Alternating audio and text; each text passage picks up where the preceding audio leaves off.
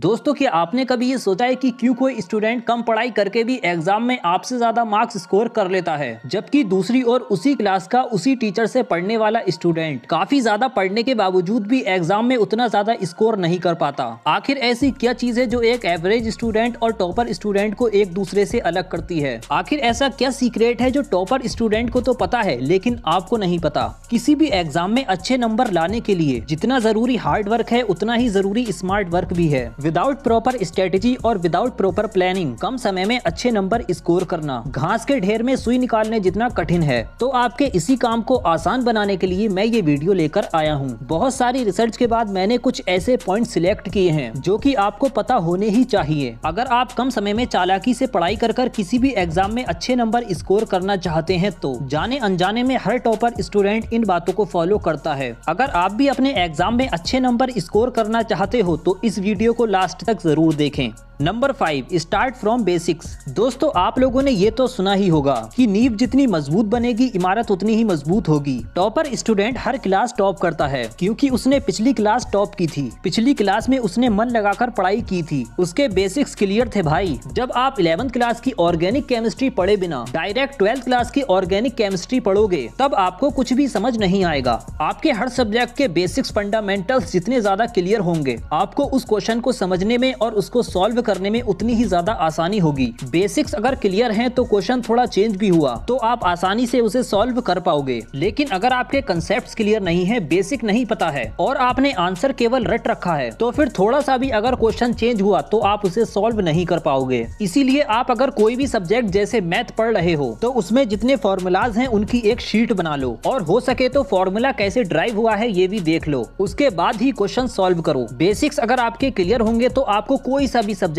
हो वो पढ़ने में मजा आएगा, इंटरेस्ट आएगा और चीजें रटनी नहीं पड़ेंगी। कई बार आप देखते होंगे कि अगर टीचर कोई क्वेश्चन पूछता है तो जिसने पिछली क्लास टॉप की थी वो जल्दी से आंसर दे देता है, लेकिन आप नहीं दे पाते हो क्योंकि उसके बेसिक्स क्लियर हैं, उसने पिछली क्लास टॉप की थी। कड़ी से कड़ी जुड़ी हुई होती है। जो आप आज पहले चैप्टर में पढ़ोगे वही कॉन्सेप्ट आगे के चैप्टर में भी यूज होगा। Number 4, study in variety of ways. दोस्तों, किसी एक ही टॉपिक को पढ़ने के एक से अधिक तरीके हो सकते हैं। दोस्तों, महान न्यूरोलॉजिस्ट जुडी विलिस के द्वारा 2008 में की गई एक रिसर्च में पता चला है कि डिफरेंट मीडिया हमारे ब्रेन की डिफरेंट पार्ट को एक्टिवेट करती है। किसी भी चीज को याद करते हुए आपके ब्रेन के जितने ज्यादा पार्ट एक्टिव होंगे आप उतना ही ज्यादा और उतनी ही आसानी से उस चीज को याद कर पाओगे। जुडी विलिस अपनी रिसर्च में बताते हैं कि पढ़ते वक्त किसी भी टॉपिक को समझने के लिए आप मल्टीपल वेज का यूज कर सकते हो। जैसे कि आप उस टॉपिक के नोट्स पढ़ सकते हो, उस टॉपिक का यूट्यूब पर वीडियोस देख सकते हो, उस इन्फॉर्मेशन का एक ऑडियो बनाकर आप उसे बार बार सुनकर याद कर सकते हो। जब आप एक ही चीज को, एक ही टॉपिक को अलग अलग तरीके से याद करने की कोशिश करते हो तो इससे आपके ब्रेन के ज्यादा से ज्यादा न्यूरॉन्स एक्टिव होते हैं। तो अब आप जब भी अगली बार पढ़ने के लिए बैठो तो इस टिप का इस्तेमाल जरूर करना।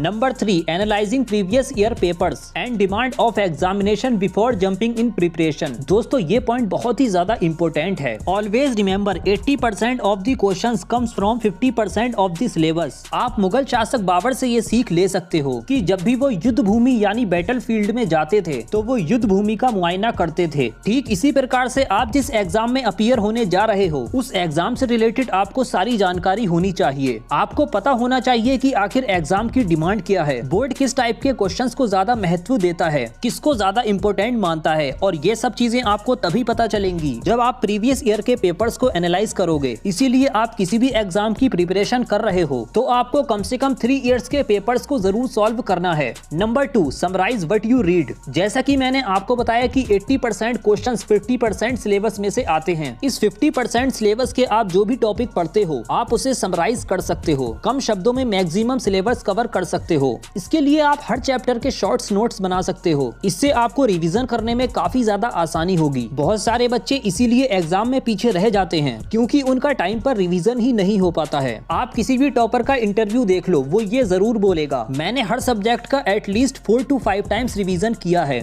Number 1, read multiple subjects each day rather than focusing on just one subject. दोस्तों 2012 में डो रोलर के द्वारा की गई एक रिसर्च में पता चला है कि एक दिन में एक ही सब्जेक्ट को बहुत ज्यादा पढ़ने से बेहतर है कि मल्टीपल सब्जेक्ट्स थोड़े थोड़े पढ़ लो। इसीलिए अगर आप बोर्ड एग्जाम की प्रिपरेशन कर रहे हो तो आपको एक ही दिन में थोड़े थोड़े हर सब्जेक्ट को पढ़ने की हैबिट डेवलप करनी है। डो रोलर बताते हैं कि एक दिन में एक ही सब्जेक्ट ज्यादा पढ़ने से एक जैसी इंफॉर्मेशन मिक्सअप हो सकती है। वहीं अगर आप थोड़ा थोड़ा हर सब्जेक्ट पढ़ोगे, इससे आपको चीजें याद रखने में भी आसानी होगी और इंफॉर्मेशन मिक्सअप भी नहीं होगी। तो दोस्तों अब इस वीडियो को समराइज करते हैं। सबसे पहले तो आपको हर सब्जेक्ट के बेसिक्स पता होने चाहिए। इसके बाद आपको प्रीवियस ईयर पेपर चेकआउट करने हैं, शॉर्ट नोट्स बनाने हैं, एक दिन में मल्टीपल सब्जेक्ट्स पढ़ने हैं और टाइम टू टाइम रिवीजन करना है। अगर आप इस वीडियो में बताई गई बातों को फॉलो करते हैं तो आप अपनी क्लास के अगले टॉपर होंगे। दोस्तों आई होप आज की ये वीडियो आपको पसंद आई होगी। आपको इस वीडियो में बताई गई सभी बातों में से कौन सी बात सबसे ज्यादा अच्छी लगी नीचे कमेंट करके जरूर बताइएगा। दोस्तों इस वीडियो को लाइक जरूर करें और ऐसी वीडियोस देखते रहने के लिए चैनल को सब्सक्राइब करके साथ में बेल आइकन जरूर दबाएं। Thank you so much for watching.